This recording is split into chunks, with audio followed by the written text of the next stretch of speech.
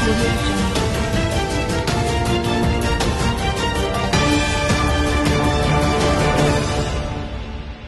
Dalam usaha meningkatkan kesedaran murid-murid mengenai kepentingan menjaga kebersihan, sebuah gotong royong telah diadakan di Sekolah Kebangsaan Tamarinteng 2. Program ini disertai oleh guru-guru, ibu bapa dan murid-murid yang turut sama menjayakan kempen gotong royong tersebut. Untuk perkembangan lanjut, kita bersama wartawan cilik kami, Sumaya Madiha yang kini berada di lokasi. Sumaya, apakah yang anda dapat laporkan? Terima kasih rakan setegas saya. Assalamualaikum dan hai semua. Saya Sumaya Madiha Muhammad Jeffrey, wartawan cilik anda yang penuh tenaga. Hari ini saya berada di Sekolah Tamarinteng 2 untuk membuat liputan tentang kempen gotong royong perdana yang sangat meriah. Sejak awal pagi, guru-guru, murid-murid dan ibu bapa sudah membawa peralatan seperti penyapu, bersih sampah, cat dan macam-macam lagi. Semua teruja kerana hari ini kita dapat bekerjasama untuk menjadikan sekolah kita lebih bersih, lebih ceria dan lebih cantik.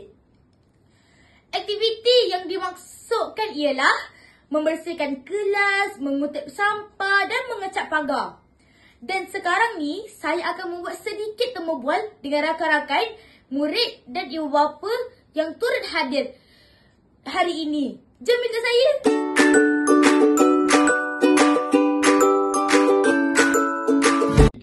Sekarang saya bersama seorang murid SK Tamarinteng 2. Hai, nama awak siapa? Nama saya Radatul Mardia binti Muhammad Jeffrey. Awak dari kelas mana?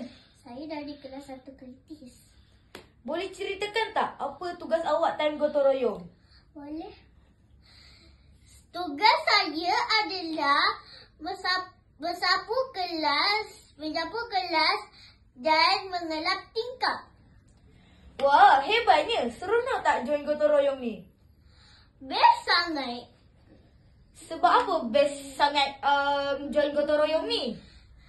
Sebab saya boleh membersihkan kelas saya.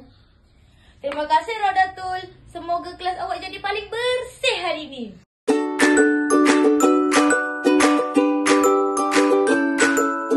Sekarang saya bersama salah seorang ibu bapa murid iaitu Puan Fazlina.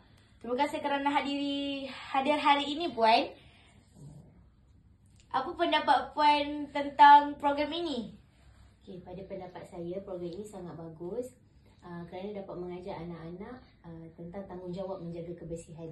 Betul tu. Dan apa harapan Puan untuk anak-anak dalam program seperti ini? Okay, harapan saya supaya anak-anak semua dapat menjaga kebersihan bukan sahaja di sekolah, malah di rumah dan juga di tempat awam. Terima kasih Puan. Semoga lebih ramai ibu bapa dapat sertai program ini pada masa akan datang. Secara keseluruhan, kempen gotong royong di Sekolah Kebangsaan Tamarinteng 2 hari ini sangat berjaya. Semua murid, guru dan ibu bapa bekerjasama seperti satu keluarga yang besar. Selain menjadikan kawasan sekolah menjadi bersih, program ini juga mengajar kita nilai murni kerjasama dan tanggungjawab. Sekian laporan ceria daripada saya, Sumaya Madiha Muhammad Jeffrey, untuk berita sekolah saya.